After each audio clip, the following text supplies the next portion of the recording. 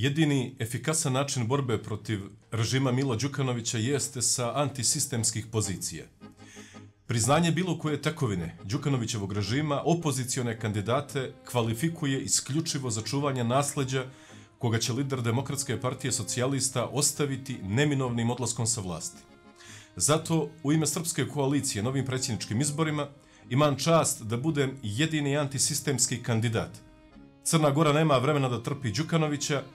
Recept je jednostavan. Svaki politički potez treba povući suprotno od onoga što je u vremenu za nama činio Đukanović i neće biti greške.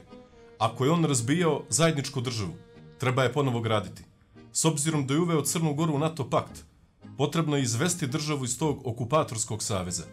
Podržao je sve one koji su razbijali državni integritet Srbije, zato treba otvoreno poništiti odluku o priznanju lažne države Kosovo. Crnu Goru je ustavom, uz pomoć SDP-a i Pokreta za promjene, definisao kao državu građana, a zapravo kao crnogorsku nacionalnu državu. Srpska koalicija hoće i državu naroda, uvažavajući sve što je istinski i građansko u Crnoj Gori. Ne i građanističko, to jest crnogorsko nacionalističko. Slobode i demokratije nema i neće biti bez promjene vlasti i uvažavanja kolektivnih prava svakog trećeg građanina Crne Gore koji pripada srpskom narodu.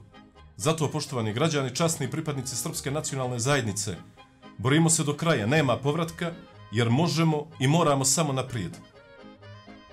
Građanske bajke u Crnoj Gori, koja nema održiv ekonomski i državni potencijal, mene ne zanimaju.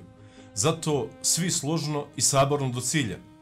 Treba nam jači i veći državni okvir koji garantuje slobodu, demokratiju i vladavinu prava, lokalni zabran i privatna prćija grupe crnogorskih nacionalista garantuje samo tiraniju i diktaturu. Lanci nijesu za ljude, nego za kukavice koje su se dale vezati.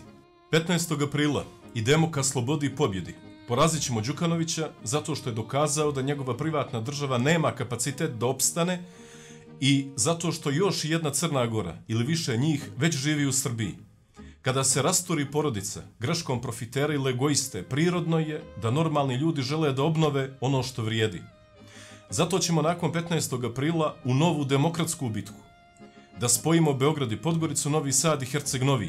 Pitam, ima li Srbina u Crnoj Gori koji se stidi da prizna da je duhovno sakaćen od dana kada je na pokradenom referendumu uništeno ono što su najbolje generacije naših predaka stvarale puškom, perom i zavjetom? Ko ako ne mi? Kada ako ne sada?